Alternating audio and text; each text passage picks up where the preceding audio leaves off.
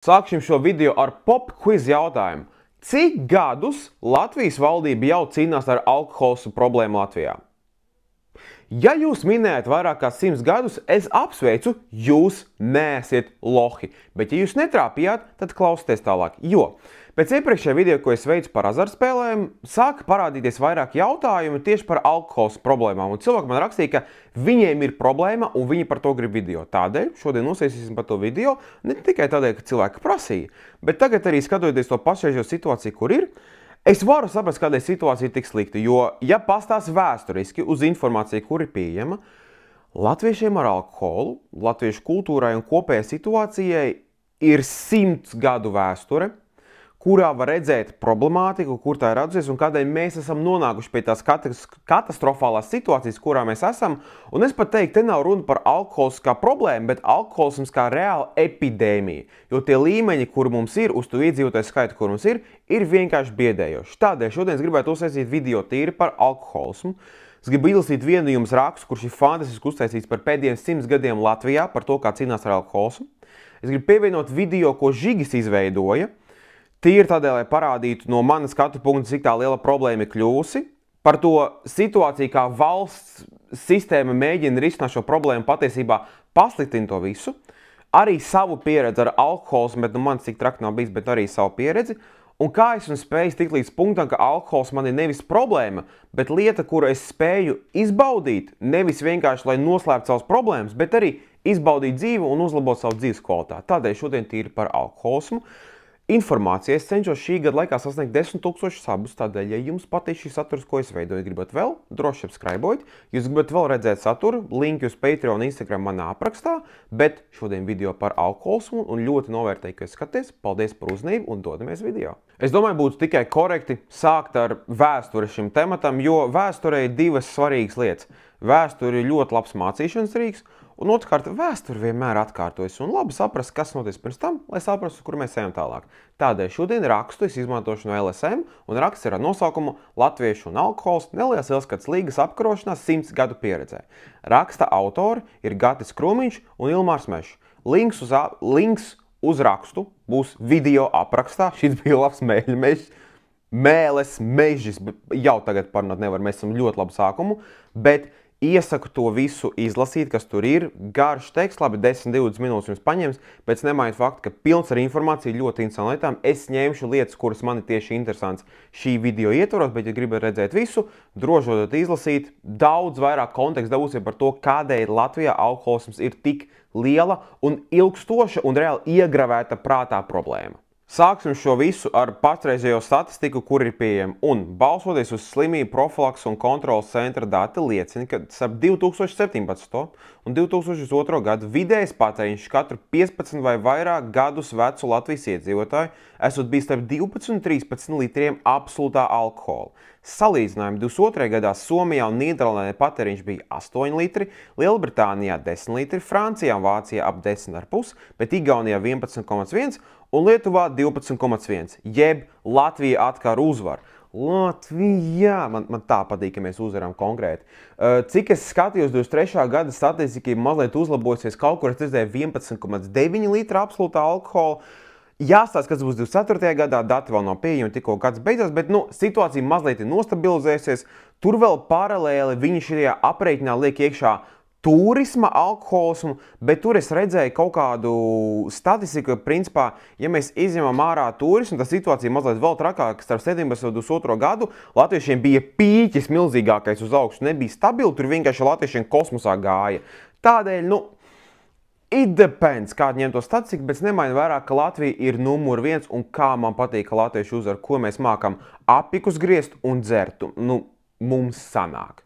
Pirms 100 gadiem, 1924. gada decembrī, Saeima pieņēma un valsts prezidents Jānis Čakste izsludināja likumu par žūpības apkarošanu. Klausies, tik glamūrīgi latviešu vecvārdi izklausās. Mums vajag atgriezt dažus latviešu vecvārdus. Žūpība. Konfekte. Bet turpinam. Daudz likumu un panti nav zaudējuši aktualitāti arī mūsdienās. Tie noteica stingrus ierobežojumus alkohola reklamēšanai, iegādēji un patēriņam. Alkoholu nedrīkstēja tirgot un lietot tirdzniecības vietās pēc 10:00 vakarā un svētdienās. Sestdienās un pirmsvētku dienās tikai līdz 12. dienām. Tautas kalpiem rūpēja arī politisko izvēļu izdarīšanu skaidrā prātā, kā laiki mainījušies. Alkohola tirdzniecība bija noliegta tautas nobalsošanas dienās un pašvaldību vēlēšanu laikā. Attiecībā uz Saeimas vēlēšanām šādi ierobežojumi gan noteikti netika.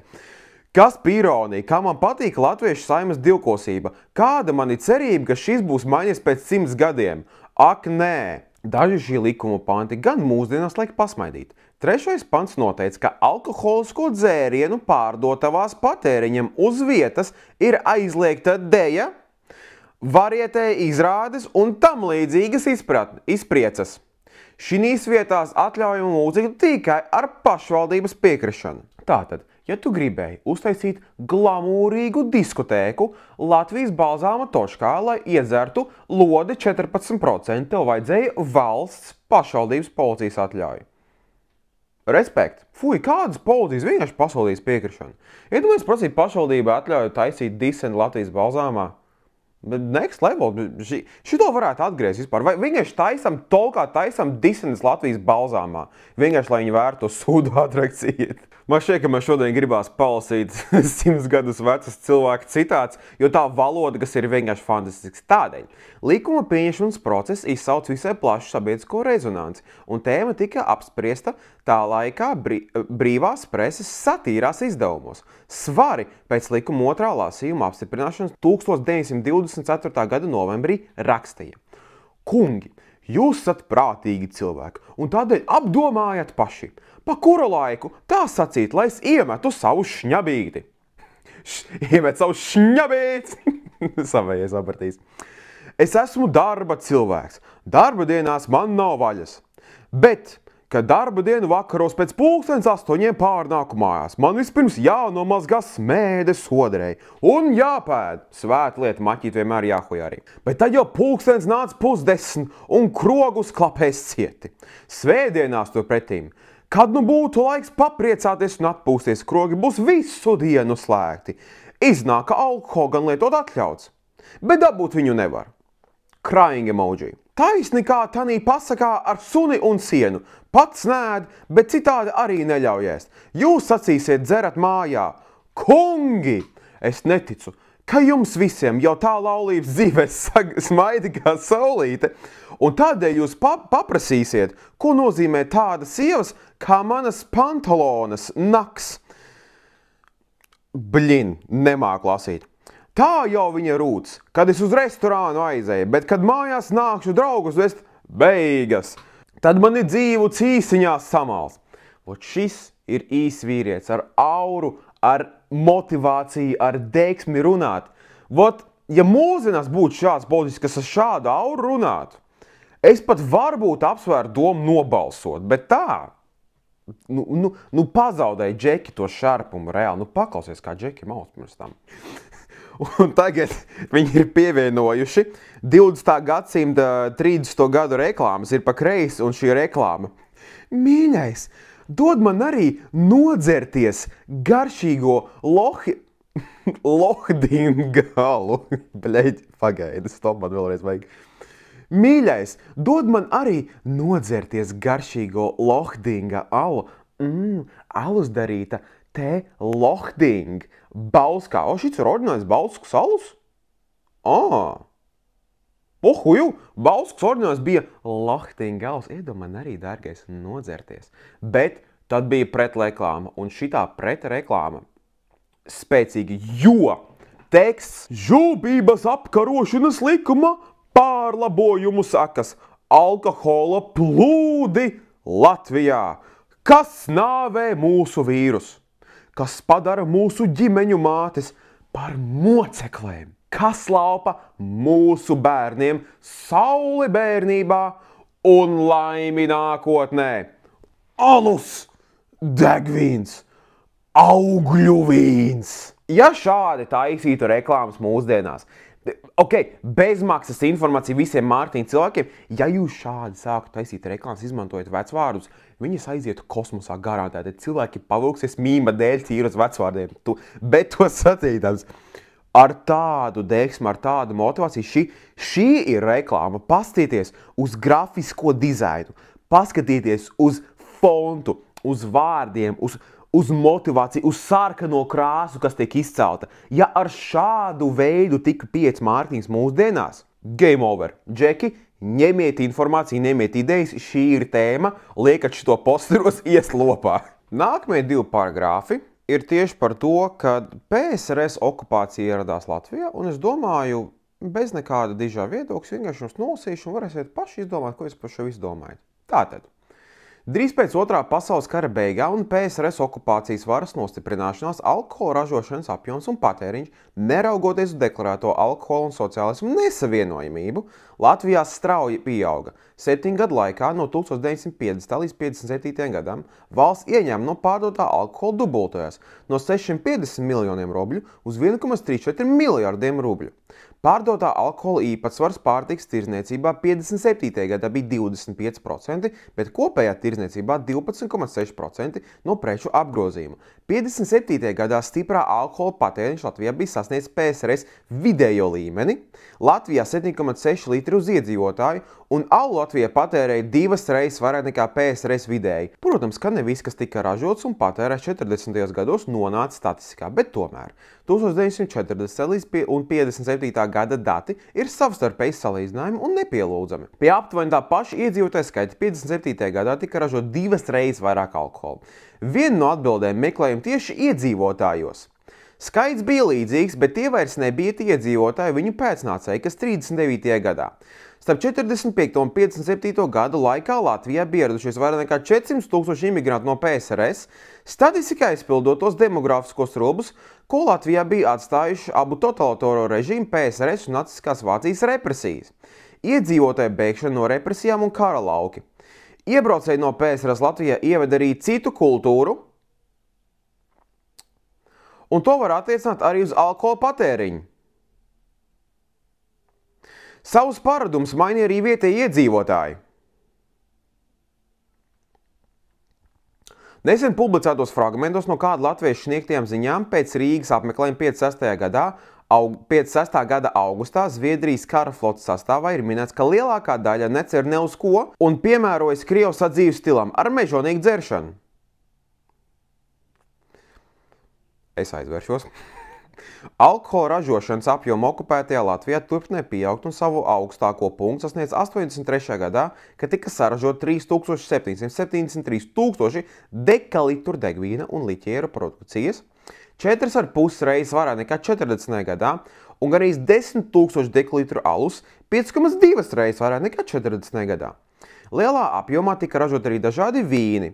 Daļa no saražotā nebija domāta vietējiem tirgum, tomēr lielākā daļa tika realizēta Latvijā. Šeit vispār tīri interesanti, jo šodien sazinājos ar Romas, viņa paprasīja pie reizes, kā bija viņas laikos principā strādāt, jo, principā tie 78. 80. bija tie gadi, kad viņa principā rukāja darbā. Un es prasīju, kā bija to alkohols, viņa teica, ierodies darbu no rīta līdz vakaram kodu. Es prasu, ko jūs tur dzert? Protams, ka šņabīt. Vien glāzi šņabīt, vien glāzi limonādi, konfeknai. Un tas arī daudz, ko izsaro kādai mūsdienās viss tāda principā turpinās, jo tajā laikā, balsoties to informāciju, kas ir rakstīta un tas, ko cilvēki saka, tajā laikā tā bija norma, jo cilvēki vienkārši man šķiet, ka savādāk strādāt nevarēja. Negribēja un nespēja un visu domas tam līdzīgi. Tad arī var tiešā veidā redzēt, kā principā Krievu laika ietekmēja to visu un kādēļ dzeršanas kultūra, no kurienes viņi parādīsies, un kādēļ viņi vēl aizvien turpinās. Bet, labi, 70. 80. viss skaidrs, Krievu laika viss koda, bet tagad nākamais paragrāfs būs tīri par 90. gadiem, kad PSRS sabruka un kas notika tālāk. Un šis ir, principā, nākamais solis, kad viss vēl pasliktinājās, jo dažu gadu laikā jau tā zemā dzīves kvalitāte pazeminājās vēl vairāk. Cilvēki mazāk rūpējas par savu veselību, arī veselīgu dzīvesveidu. Ārstu apmeklējumu skaits starp 90. un 95. gadu samazinājās par 40%. 94. gadā smēķēja vairāk nekā puse, 56% no visiem aptaujātajiem vīriešiem un 17% sieviešu. Būtisku pieaugumu uzrādīja alkohola patēriņš. Pēc oficiālajiem datiem Latvijā absolūtā alkohola patēriņš uz vienu iedzīvotāju palielinās no 5,3 litriem 90. gadā līdz 8 litriem 95. gadā. tika atzīts, ka alkohols salīdzinājumā ar citām precēm ir kļuvis relatīvi lētāks. Protams, economies of scale, jo vairāk pieprasījums, jo lētāk viņu ražot. Simple maths. Bez tam statistikā netika uzskaitīts lielos apjomos patērētais kontrabandas un pašdarinātais alkohols. Spirta tirzniecība Rīgas centrāla tirgu un citviet Latvijā notiek ganīgs nekontrolēti. Līdz pat 2002. gadām alkohola var iegādāties visu diennakti un bija pieejams gan benzīntankos, gan arī daudzajos visu diennakti strādājušos veiklos. 2007. gadā pēc oficiālās statistikas uz vienu 15 vai vairāk gadus vecu Latvijas iedzīvotāju tika patērēts 12,2 litri absolūtā alkohola, bet 21. gadā 12,3 litri. Līdz ar to varam teikt, ka alkohola patēriņš ir stabilizējies, lai arī augstā līmenī.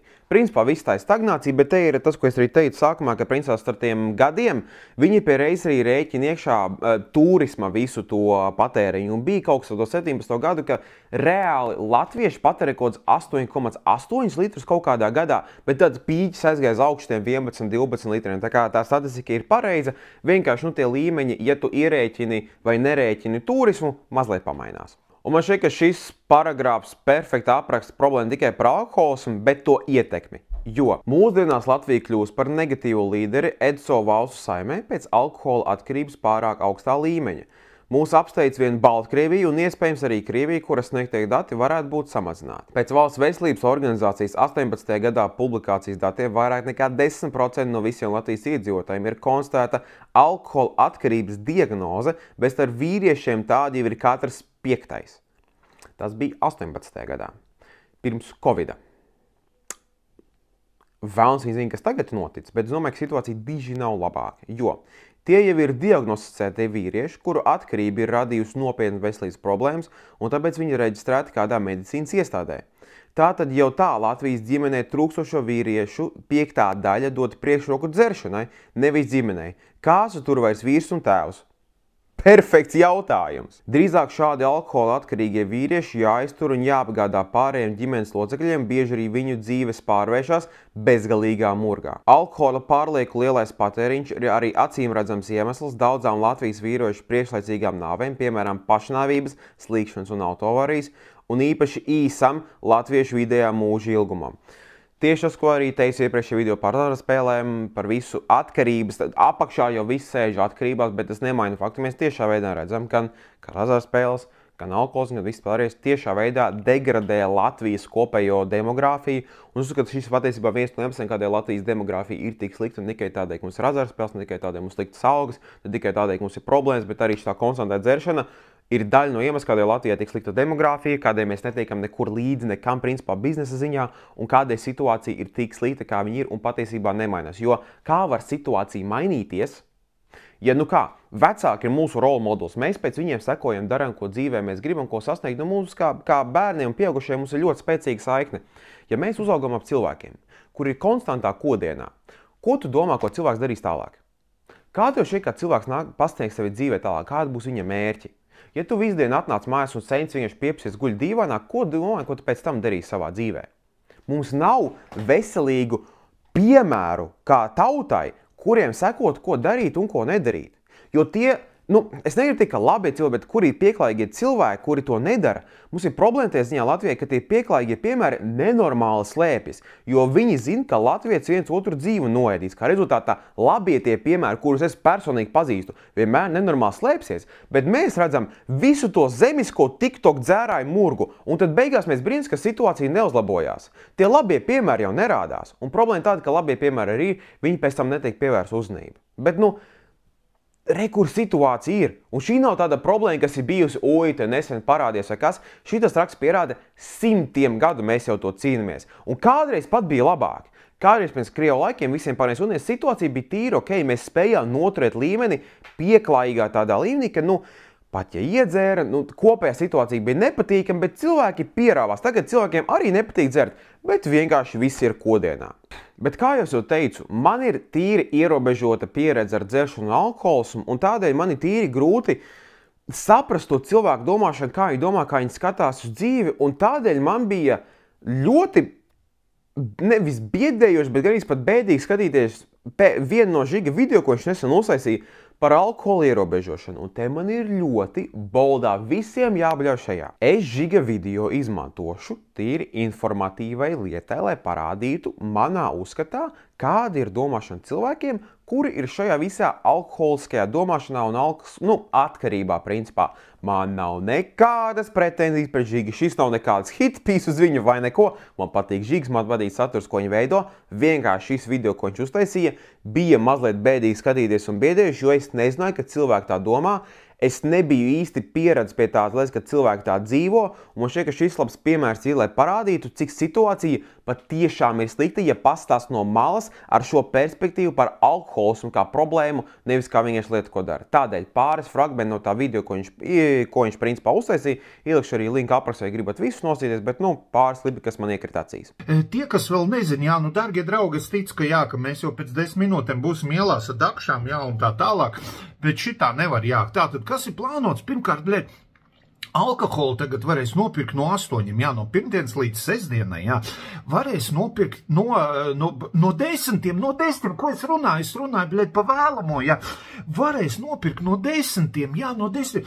Es nesaprotu, tie, kas ir pieņemši jūs sukas, jūs neesat bijuši kaut kur starp dzīvību un nāvi, tā, ka jūs zem guļat un skatāties kaulainajai acīs un lūdzat viņu pagaidīt vēl 40 minūtes, tāpēc, ka tagad pulkstens ir, 7:20, un tu vienkārši gaidi, kad atvērs veikalu. Tev nav spēki, tu esi, tu kā cilvēks esi mīris, kā cilvēks tu esi mīris, kā kaut kāda personība, tā kā Dieva radība, tu esi mīris, bet, kaut kur zemapziņā, tu domā, 8 atvērs, es uzpildīšos, viss būs ok, un tu izdzīvo, tur var rakstīt kaut kāds, šitos, te zin, ka tāpat kā tur Bībeli sarakstīt, ka tur parādījās tas un tas, viņš vadāja tur, un tur pēc tam pārvērt, šito te ūdeņu šņabī, un zin, kā, tur ar zivu pabaroja, vesela armija.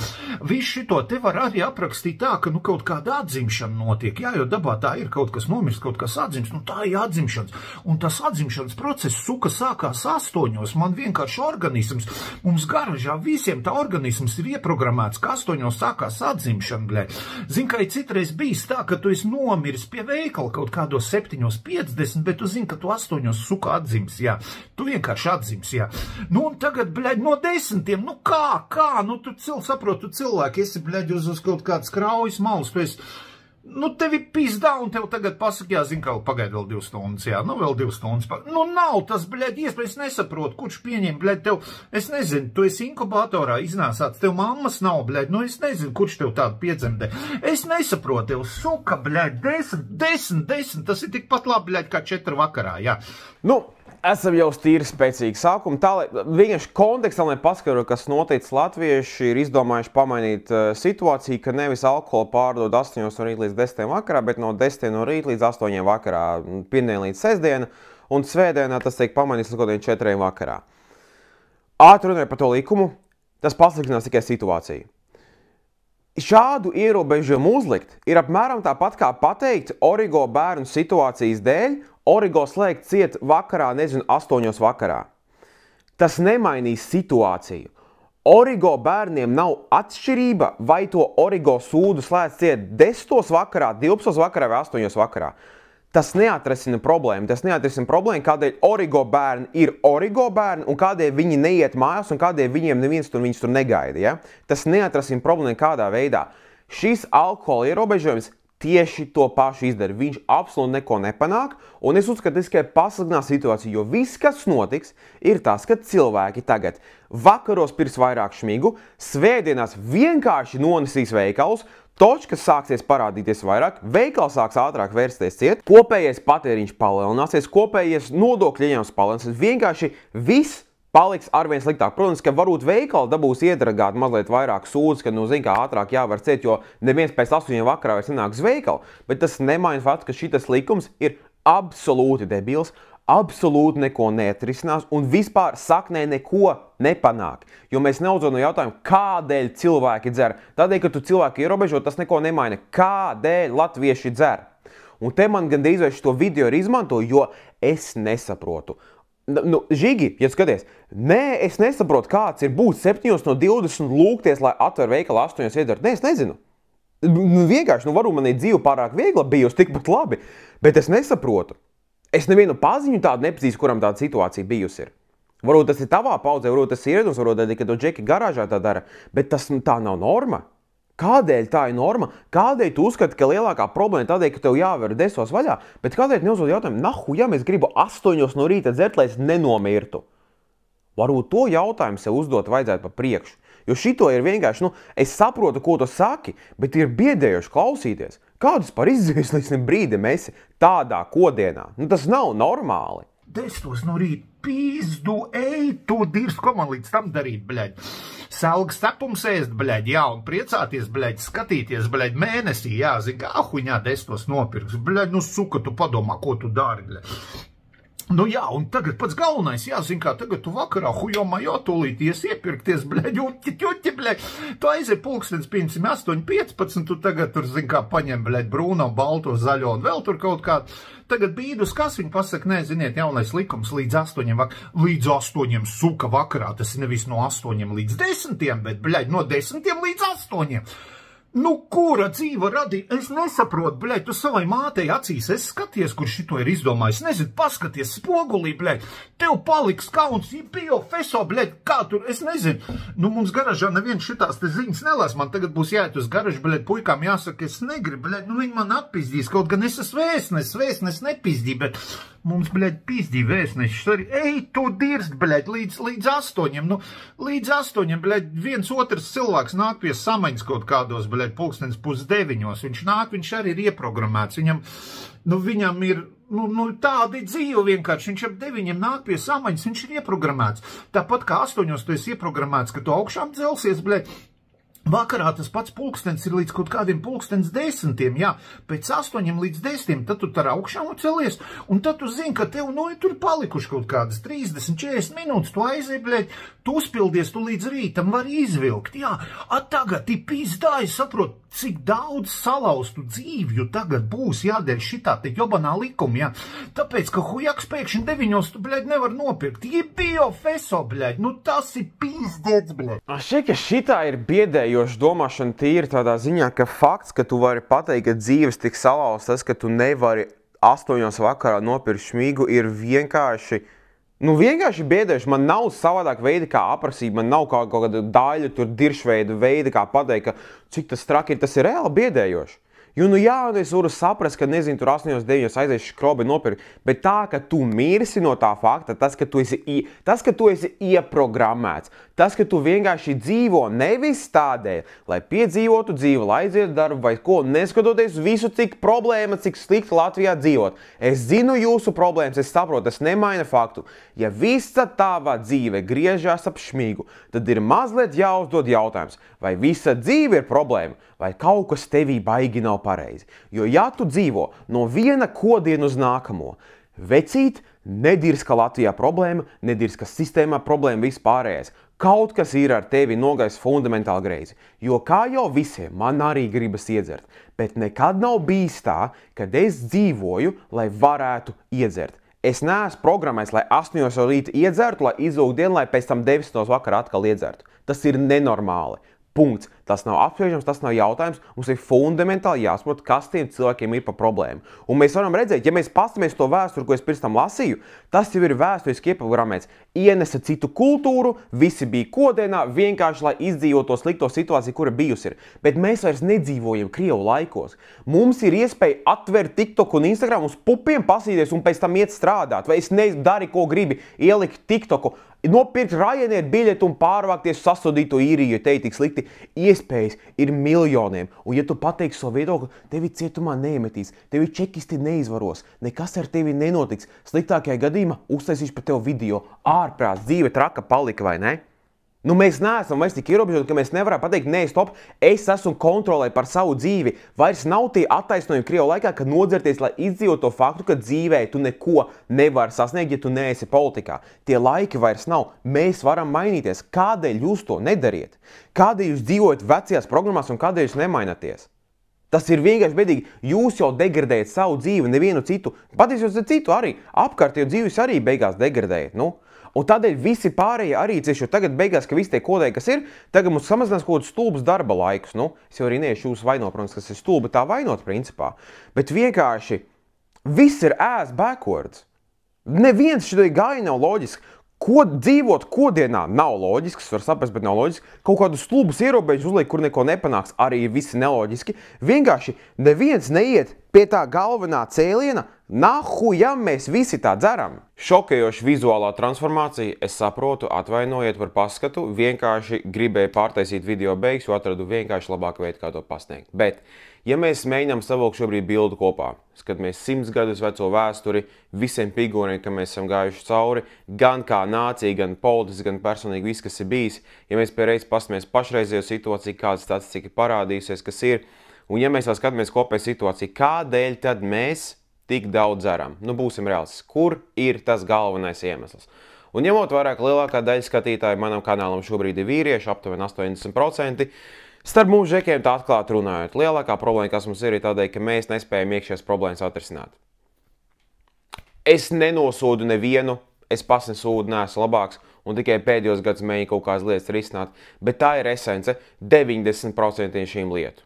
Tas ir vienkārši nenoliedzami. Iemesls, kādēļ es saku, ka tas ir nenoliedzami, tādēļ, ka es šo visu balstīšu savu personīgo pieredzi. Kad es skatos uz tiem iemesliem, kādreiz esmu dzēris, bijis tādēļ, ka vai nu man ir kaut kādas emocijas, kuras vienkārši gribu nospiest, vai tā ir kaut kāda pārmērīga nervoza sēde, kuras vienkārši jūt, ka visa dzīve kaut kā lēnām brūk kopā, saprot, nezini, es uz šo negribu domāt šobrīd, šis nav tas, ko es vēlos, vienkārši čau, pazūdu. Ir arī citas reizes, ka, piemēram, izēju publikā, un es nejūtos komfortablāk cilvēkiem, un tad es gribu vienkārši ietver kaut 1-2 saliņas, lai es varētu nomierināties, jo, piemēram, publikā man ir tā, ka, kad es izēju ārā, es, galvenokārt nejūtos komfortabli, ja godīgi saka. Ap draugiem, protams, ir daudz vieglāk, jo es viņus pazīstu, bet ap svešiem cilvēkiem es vienkārši nezinu, ko darīt. Čipa jau es tēloju pārliecībā, bet vienmēr tās, davai netēlo mazliet, tu zini, ka tāds ikdienā neesi, ja? Kā rezultātā tie var būt daži tādi iemesli, kādēļ es to daru. Un jau vairāk skatos to visu atpakaļ, es saprotu, ka es dzēru tajos brīžos, ka bija vai nu slikti, vai nu nekomfortabli, vai nepatīkami. Un alkohols to nevar atrisināt. Jā, tu iedzer un varbūt tu nomierinies un pārsēj par to domāts momentu, bet man citāds iespējās galvā, kurš skan tā, ka dzeršana ir prieka atņemšana no nākamās dienas. Un kopš tā laika es mazliet pastījos to visu, pamainīju perspektīvu dzeršanai kā tādai, jo tā arī vienkārši ir, ja es pastos to visu, ko es daru, kādreiz dzers bija tādēļ, lai nospiestu slikto, lai būtu pāris stundas eiforijā, un pēc tam nākamās dienas vienkārši sliktāk. Es sliktāk guļu, sliktāk jūtos, palieku emocionāls, palieku nervozākāks, blā, blā, blā, blā, blā. Neskaitāmas problēmas. Es negribu tas, kā es gribu dzīvot tālāk, kā rezultātā es ņēmu to situāciju priekšā, kā es varu un centos to risināt. Es personīgi to darīju pie terapeita, pie psihologa, man tas ir palīdzējis. Ņemot vērā, ka lielākā daļa, kas skatās ir džeki, būs ievērojama daļa, kas teiks, ka terapija un psiholoģija tas ir maukām, tas neplīz, man patīk iepist 100 gramus un dzīve skaista. Ja jūs tā domājat, es jūs apsveicu, jo jūs esiet lohi. Jo nekāds daudzums alkohola, nekāds daudzums vielu, nekāds daudzums azartspēļu, nekāds daudzums nekā nevar atrisināt emocionālu problēmu. Ķīmiskas vielas nevar atrisināt emocionālas problēmas. Just as simple. Ja tu nespēji pasīties sev spoguli un pateikt, klausies, man ir problēma, da jebkāda kaut tā problēma varētu būt kaut vai no mazākā līdz lielākajām, to nevar atrisināt alkohols. Un es saprotu, ka dažās cilvēkiem situācijas, kad varbūt kaut kas zaudēs, vai nu darbu zaudēja, vai nu kaut ģimenes locekli nesen zaudēja, vai vienkārši kaut kāda ģimenes traģēdija, vai karš bijis, vai nu whatever. Katram ir savi iemesli, kādēļ kurš to dara. Bet tā nav ilgtermiņa risinājums. To nedrīkst uz to paļauties kaut kādu ciklisku lietu, kuru atkārtot, lai justos labāk. Jo fakts tāds ar alkoholu, ko es sapratu, paldies Dievam, tīri agrīni. Ja to sāc, to nebeigsi. Labi, vienkārši nebeigsies. Kaut ja mēs statistiku paskatāmies, pēc alkohola lietošanas, kas mums ir, tas viss slikti beigsies. Jo es gribu dzīvot dzīvi, kur ir kaut kā vērta, kur ir kaut kāds saturs, kur es jūtos pēc tam lapas un kaut ko dzīvē sasniedzu, es nevaru to darīt paļauties alkohola lietām. Man vajag paļauties sevi un man vajag manas problēmas risināt. Kā rezultātā es tās lietas paņēmu priekšā, attiecīgi sāku risināt un šobrīd mana dzīve ir attiecīgi labākā līmenī. Protams, es esmu tīri jauns, dzīve man metīs dažādas problēmas priekšā un varbūt sapraušos pēc pāris gadiem šo tekstu, ko es saku, pilnīgi iespējams, bet šobrīd šī situācija mani nostrādājas, un es gribu padalīties pāris lietām, kuras man ir palīdzējušas, un, ja gadījumā jums kaut kādas lietas, ko jums arī palīdzējuši domāšanā vai mentalitātē lietā, ko darīšu, droši ierakstiet komentārā, bet šīs tādas pāris lietas, kuras es pamainīju, lai situācija palika labāka. Tad nenoliedzami pirmā lieta, kur visvairāk man palīdzēja šajā visā lietā, ir saprast, ka man ir problēma. Puse no darba, jebkurām problēmām, ir apzināšanās, ka tev ir problēma. Tas var būt dzeršanu, lietošanu, azartspēlēm, jebkādām atkarībām, kur var būt. Atzīšana, ka ir problēma, tā jau ir puse no darba. Attiecīgi, ko es darīju tālāk, personīgi, ko es darīju, man paveidzēs, ka es esmu tīri privileģētā pozīcijā, ka es varu nekā atļauties, bet es arī sapratu, ka psihologs ir tīri laba lieta, ko izmantot. Attiecīgi pie psihologa gāju, un es tā lēnām varēju risināt tās lietas, saprast, kādēļ es dzeru, kas par problēmām. Bet, ja gadījumā tu nejūties komfortabli to darīt, vai tu negribi, vai tu nevari atļauties, viena no galvenajām lietām, kas man palīdz, ir sekot līdzi, tas, ko es pieminēju, sekot līdzi, kādēļ es dzeru. Pirms tu dzer, ja tu vari nosēdies vienkārši un padomā, kādēļ tu tagad iesi dzert. Ja tu iet draugiem, satikties un kaut ko nosvinēt, tas ir pieraksti. Ja tu atnāc mājās, jūties slikti un tu gribi iedzert, pierakst, kādēļ tu to dari. Ja tev ir kaut kāda slikta diena, sliktas darba lietas, vai tev ir jebkāda dienas, kāda vai būt, sāc viņus pierakstīt. Un vienkāršāk sakot līdzi, kādēļ tu dzer, ko tu dari, ko tu mēģini to visu panākt. Un tā tu attiecīgi uzliksi tos labs, saprīs, klausies, mums te ir listiņš ar kaut kādām lietām, kādēļ es to daru, un tad attiecīgi to var sašķirot. Jo nākamā lieta, ko es sapratu pie psiholoģijas, tas, ka ir divi veidi, kā dzert. Ir pirmā lieta, lai nospēst emocijas, un otrā lieta, lai kaut ko nosinētu. Un šī baigi mentāla lieta, kas man pamainījās, jo man bija viena reize, kas atnācu pie psiholoģa, saka, zini kā, šodien bija sūdīga nedēļa, ar darbiem izsūdīgā, ar YouTube izsūdīgā, vienkārši atnāca mājās, pēkdienas vakarā paņēma vinčiku pudeli, izdzēra visu, un cik labi pēc tam jūtos. Viņi saka, stop, mums ir maza problēma. Kādēļ tu dzēri vīnu tajā vakarā? Ar kādu motīvu tu dzēri? Saka, lai nosvinētu, ka pēkdiena pienākusi. Saka, tu toši kaut ko nosvinēji? Vai tu iedzēri tādēļ, lai tu nomierinātos? Tā, varbūt ir iemesls, kādēļ es iemaksāju, viņi kaut ko arī saprot. Un bez tam atklāsme bija tāda. Ir jāsāk mazliet pārprogrammēt, kādēļ tu domā, kādēļ tu dzer. Un es to izdarīju šādi. Piemēram, es tagad mājās vairs baigi viens pats nedzeru, jo kādreiz bija, es vienītī dzeru, man nepatīk patiesībā publikā dzert. Bet tagad es to daru sekojuši, ka ja es aizēju dzert, es to daru ar motīvu. Un motīvu, piemēram, es šodien satikties ar draugiem, ir nedēļa forši pagājusi, es gribu labi pavadīt laiku. Un attiecīgi, tagad es iedzeru to aliņu, vai jebko, ko es iedzeru, man ir tāda pozitīvs klikšķis galvā pateikt, zini ko? Mēs satikāmies draugiem, viss bija forši, tā kā mēs iedzērām, viss bija patīkami, mēs saistam to visu ar pozitīvām emocijām. Bet ja es atnāku mājās dusmīgs, neapmierinās, noguris un blā, blā, blā, blā, blā, un iedzeru pudeli vinčika, ar ko man prāt sāks asociēties alkoholu? Ar nomierinošo lietu, kad viss slikti, lai iedzertu, lai lietas palika labākas. Attiecīgi, nākamajā reizē, kad tu jutīsies slikti par kaut ko, par ko tu sāks domāt. Vai tu gribi justies kaut kā labāk un uzlabot garīgo, vai nodzerties un likties mierā. Tev vajag pašam ar sevi, tu vari tās mazās lietas pārprogrammēt sev galvā. Tas ir, sākotnēji liekas stulbi, bet patiesībā tas ļoti efektīvi, un ko es iesaku. Bet, ja tev šāds problēmas, mēģini domāt līdzi, kad tu dzer, kā tu dzer, ar kādās situācijās tu dzer, un tas varētu attiecīgi uzlabot to situāciju. Un te ir jāsaka, ja tev ir problēma ar to, kaut arī karīgi man tā bija, tas viss būs problemātiski. Viena nedēļa būs labi, viena nedēļa būs slikta, viena nedēļa būs labi, viena nedēļa būs slikta, vai pa dienā, vai pa stundām, vai whatever. Bet pakāpeniski, ja tu to darīsi, pēc laika būs progress, tāpat kā ar sportu. Tu pēc viena treniņa neredzēsi atšķirību, pēc 6 mēnešiem tu redzēsi. Bet tā arī jāpieturās. Vēl viena svarīga lieta – fiziskais sports. Sports vienkārši, fiziskas aktivitātes, staigāšana, skriešana, sporta zāle, džudžitsu, cīņas sporti, jebkas, kur ir sports, obligāti vajag darīt. 2-3 reizes nedēļā. Tikai kaut kā, ja tu reizi, priklo pēc, zini, ko izdari? Paņem tagad, nopauzē video un uztaisi 20 push-ups. 10, pofīgi. Un paskaties, kā tev mindsets pamainīsies. Man personīgi arī tas, ka es tagad janvārī sāku, es taisu 100 push-ups dienā. Vai katrā otrajā dienā, kā sanāk tur ar treniņiem, principā. Es momentāli jūtu, kā man pamainās mana domāšana, mana enerģija, mana vēlme kaut ko darīt un motivācija kaut ko vairāk tālāk darīt. Fiziskais sports ir obligāti nepieciešams. Ja tu nesporto, tu attiecīgi arī vieglāk būs dzert. Un te ir vēl viena lieta. Jo vairāk sāk sportot, jo to mazā laika būs dzert. Jo tad, kad tu nākamais aizies uz sporta zāli vai jebko gribēs darīt un to ar pohainu galvu gribēs kaut ko izdarīt, uzmini, nekas baigi labi nesnāks. Un attiecīgi tās mazās lietas sakrājas kopā un saprot, ka, zini kā, ja tu tā saliec to visu lēnām bildi kopā, tu sāc sekot līdzi, ko tu dari, kādēļ tu dzēri, ko tu sporto, ko tu ēd, blablabla, tā situācija lēnām pati sāk sakārtosies. To patiesībā nevajadzēs tik daudz laika investēt te visā. Ja tu vienkārši sāki sportot un viss kaut kā lēnām sāks arī sakārtoties. Bet pati galvenā lieta, kas man personīgi palīdzēja, ir atrast kaut kādu mērķi, pie kā strādāt. Un tas var būt jebkas. Fiziskais stāvoklis, darbs, karjera, hobiji. Pilnīgi vienalga, kas tas ir labākais motivators nedzert.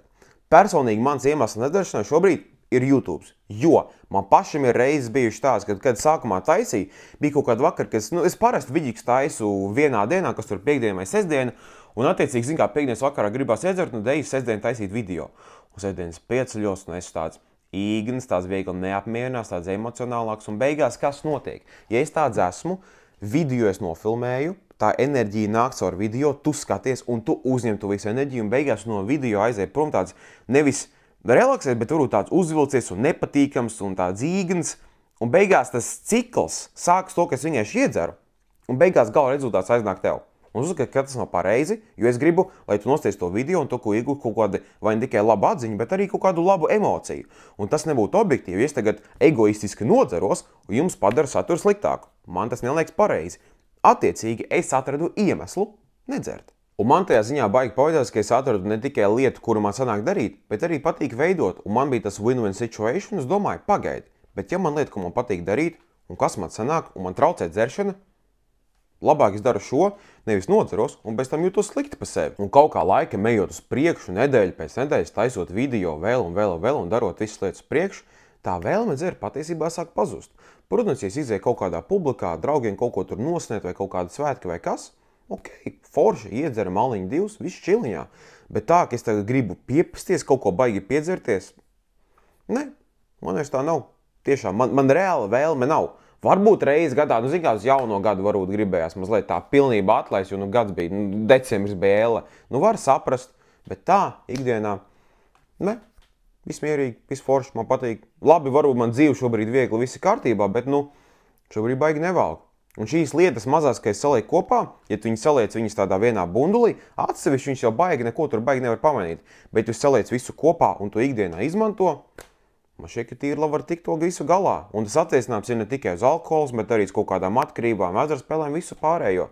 Ja tu vienkārši saproti, ka tu vari paņemt to visu enerģiju, ko tu iztērē uz ārējām lietām, uz dzeršanu, narkotikām, visu pārējo, un tu vari nofokusēties uz sevi, uz kaut kādu lietu, ko tu gribi darīt un sasniegt. Tie iemesli pazūd dzeršanai. Pazūd iemesli turpināt to vēsturi, kur mums Latvijā ir, uztrauties par to, ka 7:50 no rīta nevarēs šmigu nopirkt, vai 9:50, vai lāgēji līdz 10, vai 8 vakarā nevarēs nopirkt, un tu varēsi tā vietā, lai uztrautos par tām lietām un sabojāt citiem dzīvi, uzlabot savu dzīvi. Neuztraucies par to, vai tu agrīni nomirsti no alkoholisma, vai kaut kāda avārija iekļūs, vai ko, un tu varēsi labāk dzīvi izbaudīt. Man šķiet, ka tas ir labs trade-offs. Un tādēļ, ja tev ir problēma ar alkoholu, labāka lieta, ko darīt, nenoliedzami, ir meklēt profesionālu palīdzību. Ir arī Latvijā anonīmi alkoholiķi, ja gadījumā tik traki ir, arī dodies turieni. Man nav pieredze to visu, bet cilvēki, kuri bijuši, saka, ka tā ir ļoti laba vieta, jo vismaz tu saproti, ka neesi viens pats. Tev ir līdzdomā cilvēki, kur ir līdzīgā situācijā, un tu vari to visu atrisināt. Un attiecīgi tās lietas būtu ir labas, bet ja tā problēma varbūt nav tik liela šobrīd, bet tu jūti, ka paliek slikti, pamēģini tās mazās lietas, uzlabosies situācija, jo, cik es redzu, cilvēki arvien vairāk sāk atmest alkoholu, atmest tādu dzeršanu, man šķiet, ka tas varētu būt tīri pozitīvs trends, un ilgtermiņā būs labi.